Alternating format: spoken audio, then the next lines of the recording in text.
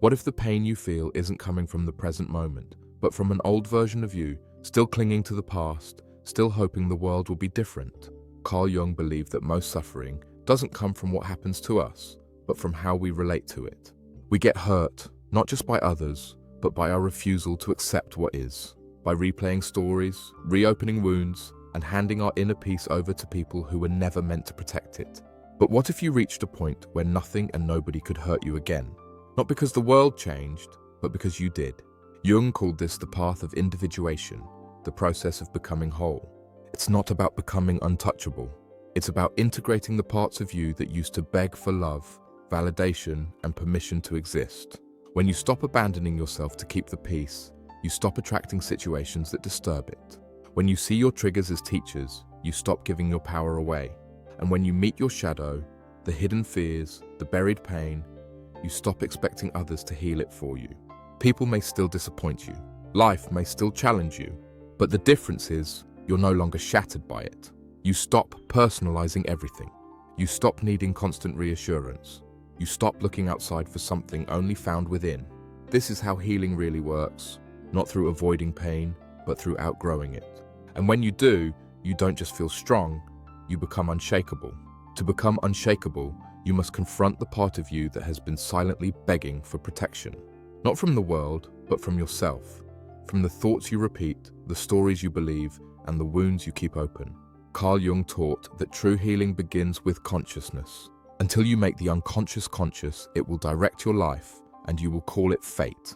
This means the people who hurt you may leave, but the pattern they awaken will remain until you face it. You must ask yourself, why do I keep letting the same energy into my life, even in different forms? Why do I ignore my intuition, silence my anger, and give chance after chance to those who've shown me who they are? The answer is rarely about them. It's about the part of you that confuses being hurt with being seen. The part that believes enduring pain is how you earn love. But love doesn't demand your suffering. Real love begins when you stop betraying yourself to maintain connection. Jung would say, this is the moment you begin to withdraw your projections. You stop expecting others to save you, complete you, or validate you. Instead, you look inward and see that everything you chased was already inside you, waiting to be noticed. You're no longer a wounded child seeking comfort. You're an adult who can hold that child with compassion and say, we are safe now. From that place, people may still act out, but their actions no longer dictate your emotions. You observe instead of absorb. You respond instead of react. And that's when everything begins to shift, because you've stopped giving others the keys to your inner world. The moment you stop reacting, you start reclaiming your energy, your time, your sense of self. Not because you've closed your heart, but because you've opened your eyes. Carl Jung believed that we don't become enlightened by imagining figures of light, but by making the darkness conscious. That means facing what you've denied, suppressed, or avoided. And often, it's not the world that wounds us. It's the way we abandon ourselves trying to survive in it. Maybe you were taught to stay quiet, to not make a scene. Maybe you believed that being good meant being available, agreeable, and endlessly forgiving. But Jung would say that playing a role isn't the same as being whole. So you begin the work, not of changing others, but of confronting the masks you've worn to be loved. The pleaser, the fixer, the one who never needs anything. These masks once protected you, but now they keep you distant from your truth. As you let them go, pain may rise. But it's not new pain, it's old emotion finally being felt. And once it passes through, what's left is clarity. You see that most of the hurt you carried was never personal. People hurt others from their own unhealed places. And once you understand that, you stop internalizing their chaos. You're not cold, you're clear. You're not distant, you're grounded. You no longer make room for what drains you just to avoid being alone. And the beauty is, as you become more whole, you attract from wholeness too. Not because you're trying to be lovable, but because you finally know that you already are. That's when nobody can truly hurt you again. Because you're no longer holding out your heart, hoping someone else will tell you it's worthy.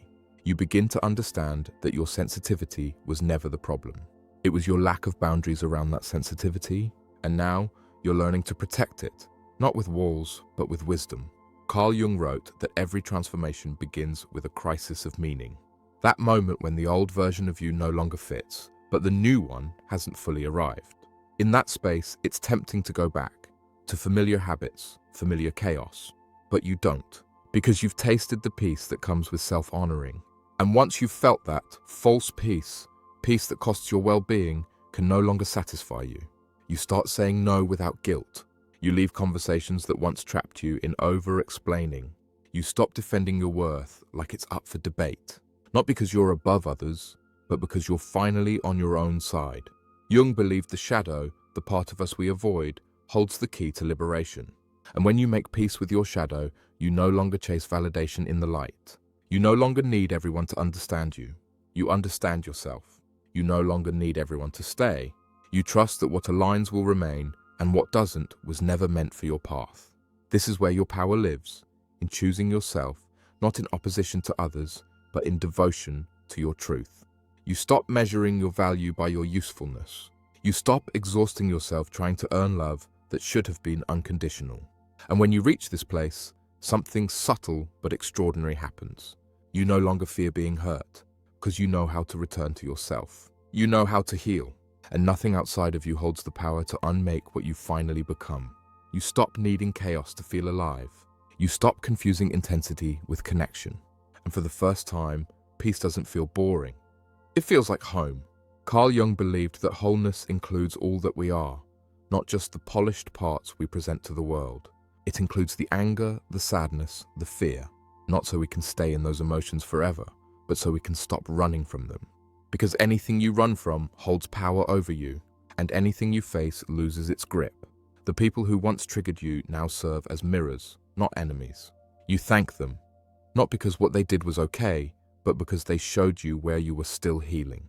This shift is subtle but revolutionary. It's the end of emotional outsourcing. You stop needing apologies to move on. You stop needing closure to find peace. You close the loop yourself. You give yourself the compassion you begged for. And in doing so, you reclaim every fragment you once scattered in search of belonging. You no longer fear rejection. You see it as redirection. You no longer fear silence. You see it as a space where truth reveals itself. This is the real meaning of emotional sovereignty. It's not about being invincible. It's about being intact. Jung would remind us, who looks outside, dreams. Who looks inside, awakes. And now, you're awake. No longer waiting for someone to rescue you. No longer trying to fix people so they can finally love you right. You've come home to yourself. And in doing so, you've made yourself safe, not by building walls, but by growing roots. Now, nothing and nobody can truly hurt you, because you've stopped abandoning the one person who can never leave you. Yourself. The moment you stop reacting, you start reclaiming your energy, your time, your sense of self. Not because you've closed your heart, but because you've opened your eyes. Carl Jung believed that we don't become enlightened by imagining figures of light, but by making the darkness conscious. That means facing what you've denied, suppressed, or avoided. And often, it's not the world that wounds us. It's the way we abandon ourselves trying to survive in it. Maybe you were taught to stay quiet, to not make a scene. Maybe you believed that being good meant being available, agreeable, and endlessly forgiving. But Jung would say that playing a role isn't the same as being whole. So you begin the work, not of changing others, but of confronting the masks you've worn to be loved. The pleaser, the fixer, the one who never needs anything. These masks once protected you, but now they keep you distant from your truth. As you let them go, pain may rise. But it's not new pain, it's old emotion finally being felt. And once it passes through, what's left is clarity. You see that most of the hurt you carried was never personal. People hurt others from their own unhealed places. And once you understand that, you stop internalizing their chaos. You're not cold, you're clear. You're not distant, you're grounded. You no longer make room for what drains you just to avoid being alone. And the beauty is, as you become more whole, you attract from wholeness too. Not because you're trying to be lovable, but because you finally know that you already are. That's when nobody can truly hurt you again. Because you're no longer holding out your heart, hoping someone else will tell you it's worthy. In the past, your identity was shaped by survival. You learned how to be needed, how to be liked, how to be what others wanted, because being yourself felt risky. But now you understand, survival is not the same as living, and people-pleasing is not the same as peace. Carl Jung believed that our personalities are not fixed. They're masks we wear until we outgrow them. And when you finally outgrow the need to be who others expect, you step into something far more powerful. Your essence. You stop performing. You stop apologizing for your depth. You stop shrinking your light just to fit into someone else's shadow. This isn't arrogance. This is alignment. You begin to love from fullness, not from fear. You listen to your intuition, not to please others, but because it's the most honest voice in the room. You realize that being available to everyone all the time is a form of self-abandonment, and that by overextending, you are leaking your power in 1,000 quiet ways. Now, your time is sacred. Your energy is intentional. You no longer chase conversations that leave you drained or stay in spaces that dim your spirit. And because of that, your world begins to reflect the shift. You attract depth. You attract presence. You attract people who meet you, not manipulate you. Jung said, "Loneliness does not come from having no people around you, but from being unable to communicate the things that seem important to you." Now, you speak your truth, not to be loud, but to be free. You're no longer afraid to be misunderstood, because your peace no longer depends on being seen, but on being real. This is what strength looks like when it's quiet. This is what healing looks like when it holds its own hand. You begin to live slower, more deliberately.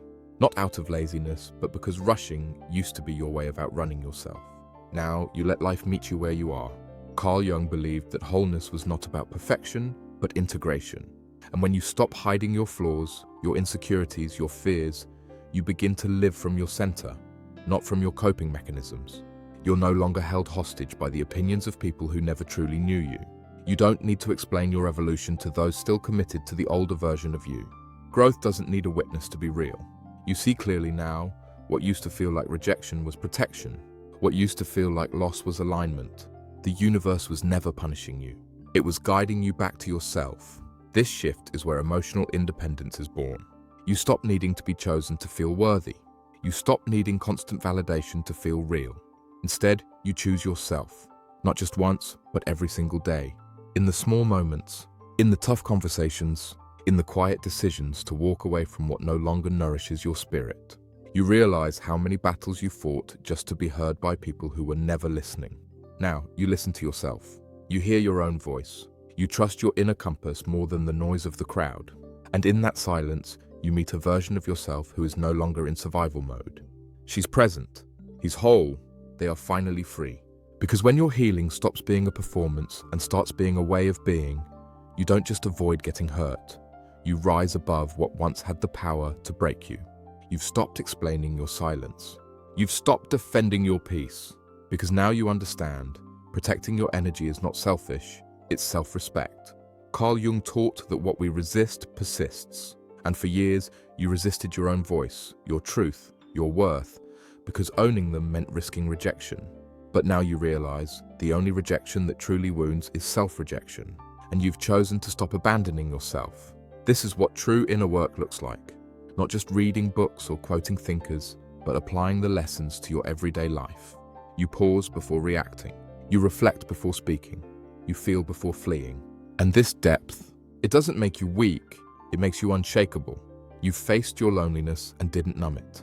You've sat in silence and didn't fill it with noise. You've looked in the mirror and didn't flinch from what stared back.